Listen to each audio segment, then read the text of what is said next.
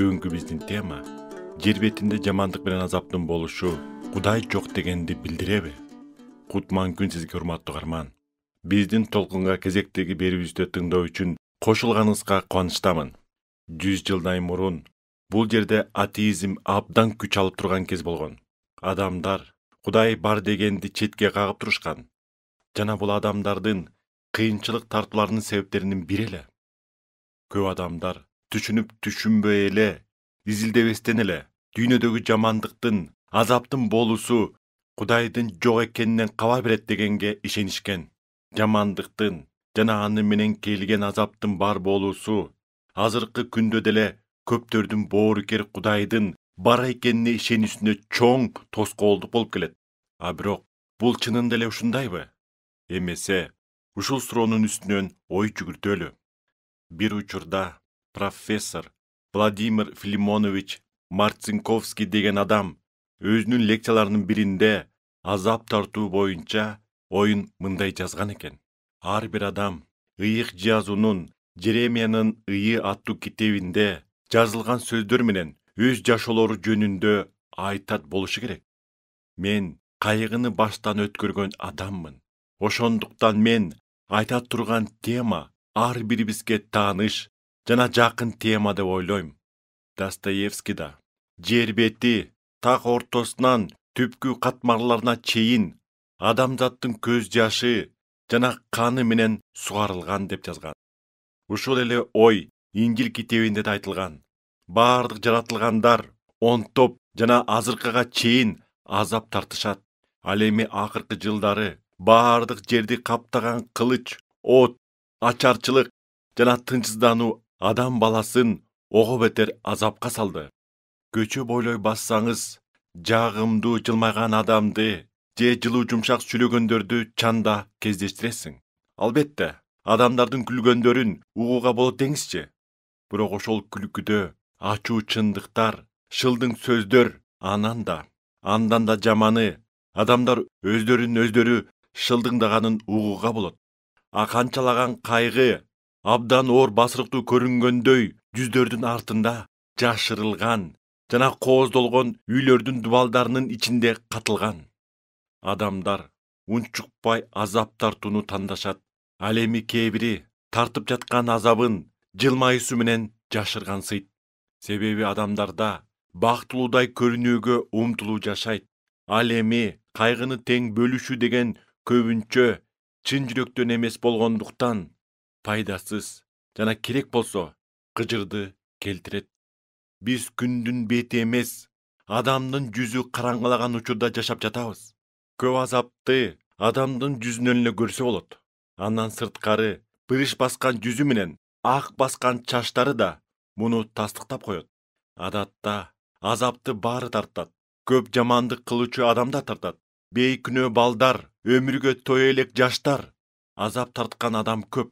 Адам канчалык жакшы болсо, ошончолук көп азап тартат. Жандын кыйналуусунун суммасы анын жеткилеңдиктин деңгээли менен барабар деп Амиэль деген адам өз күндөлүгүндө белгилеген экен. Ал эми Достоевский улуу адамдар терең кайгырууну баштан кечиришет деп тастыктаган. Профессор Владимир Филимонович Марцинковский андан ары мындай сөздөрдү жазган. Адамдар денелик жактан төмөнкүдөй кыйынчылыктарды көрүшөт.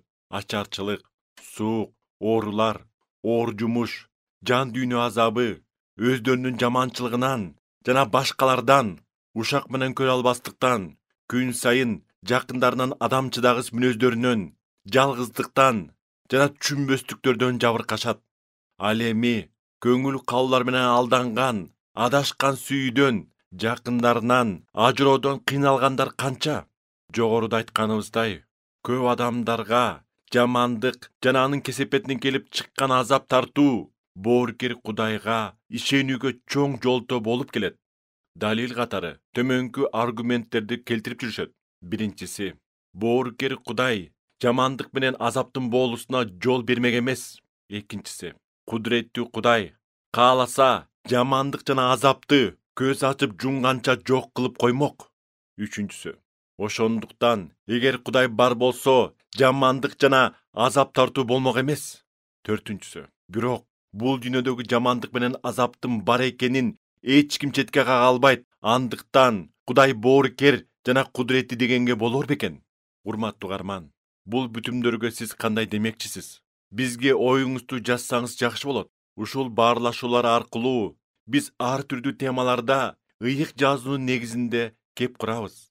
Ал эми азап менен кайгынын болуусу Кудай жок дегенди билдирет деп эсептегендерге ыйык жазуу эмне дейт, бирге карап чыксак. Бул дүйнөдөгү жамандык менен азаптын болуусу көптөр боорукери Кудай бар экенине ишенүүлөрүнө жолтоо болот дебедикпи? Бул татаал суроого кээ бир адамдар берген жооптор менен сизди тааныштыра кетсем. Ыйык жазуу бизге жамандык менен азаптын пайда болуусуна Кудай себепкер болгон эмес экенин айтат. Жараткан бизге төрт тарабы тең келишкен керемет дүйнөнү жаратып берген. Бирок башында эле адам менен оба эне аларга Кудай берген тандоо эркин пайдаланып, өз жаратуучусуна каршы чыккандары жазылган. Дал ошолордун өз эрктери менен Кудайга тиле албоону тандап алуулары ар тараптан төп келишип, бири-бири менен айкалышып турган жашоонун бузулушуна алып келген. Адамзат менен аны курчаган айлана тейлектегилердин ортосунда бекем байланыш бар. Качан адам тиле албастыгы аркылуу Кудайга каршы чыкканда, бул дүйнөгө адилеп акылактык жактан бузулуу, жамандык кирген жана аны менен бирге анын кесепети катары азап тартуу келген. Бул дүйнөдө баары бири-бирине байланышылган. Жамандык азап тартуусуз жалгыз боло албайт. Ыйык жазуу бул дүйнө жана андагы жамандык менен азаптарды да Кудайдын душманы болгон шайтандын бийлигинин таасири астында болоорун тастыктайт. Иса Машаяк бул жаман күчтүн бар экенин жана адамзатка зыян, кыйроо гана алып келүү үчүн ар дайым аракетте экенин көп айткан. Ыйык жазуу да бул талкалап жок кылуучу караңгы күч бул дүйнөдөгү жамандык менен азапка тике байланышы бар экенин айтат. Жакшылык жана жамандык аттуу күчтөрдүн ортосунда ар дайым согуш болуп турат жана биз адамдар ошол согушка катышуулардан болуп турабыз. Мына ушул чындыктарды биз ыйык жазуудан окуп билебиз. Андан ары ыйык жазуу мындай деп окутат: жамандык менен азапты Кудай жараткан эмес жана аларды биздин жашообузда болушун каалабайт. Бирок бул жашоодогу кыйынчылыктарды колдонуп, Кудай биздин жашоого жакшы сапаттарды жаратып берип келет. Себеби адам кайгыдан кийин гана жакшылык, кайрымдуулук, боорукердик сыяктуу сапаттарга умтулаарын билебиз. Ошондой эле кайраттуулук, чыдамкайлык, курмандык иштерине баруу, боорукердик, кайгы кыйынчылыксыз пайда болбогон сапаттар. Ошентип адам тарткан азап кайгыны Кудай кеммеңгер акылмандыгы менен бизди өзүнө кайрылууга түртүү үчүн колдонот. Бизди моюнсунбастыгыбызды сындырат. Кудай адамды кыйынчылыкта жалгыз калтырбайт. Азапты өзүбүз башыбызга үйүп алган күндө да ал биздин жаныбызда. Ал четте эле карап, көз салып тура бербейт. Ал Кудай ошол бизди жамандык толгон дүйнөгө өзү келген. Ал адам келбетинде келип, биз баштан өткөргөндөрдү өзү да өткөргөн. Ал суукта, ачка калуу, денелик ур токмокко алынуу жана жандын азабын тартуу дегендердин баарын көтөргөн. Жердеги жашоосу эң азаптуу, шылдыңдуу өлүмдүү тандоо менен адамдардын күнөөлөрүн өзүнө алуу менен аяктаган. Эч ким эч качан Кудайдын биз менен эмне болуп жатканы менен иши да жок деп айтпасын. Кудай жамандык менен азаптын кыйынчылыгын өзү кездештирген. Айкаш-чыгашта оорунун жана азаптанууну өз жан дүйнөсү менен денесинде сезген. Жер бетинде жашаган жана жашай турган адамдардын күнөөлөрүн, абийирди айыптаган азабын да бир учурда көтөргөн. Элестетилүү көрүңүзчү, канчалаган күнөөнүн оор жүгүн көтөргөн. Ошол күнөөлөр аны тозоктун азабына түшүргөн. Эч бир адам мындай ишке бара алмак эмес. Себеби күнөөкөр үчүн курмандык боло албайт. Ал бул ишке бизди күнөөдөгөн жандын оорусунан айыктыруу үчүн барган. Биздин баштапкы табиятыбызды кайрып берүү үчүн кылган. Акыркы жамандык жана азап тартуусу суроосун Кудай биз үчүн чечип берди. Себеби Курмандык өлүмүнөн кийин тирилүү болду. Өлүм жеңилди, өмүр жеңди. Ошол себептен алгачкы машаякчылар өз жашоолорундагы жамандык же кандайдыр бир кыйынчылыкты Иса Машаяктын жеңишин сезүү мүмкүнчүлүгү катары карашчу.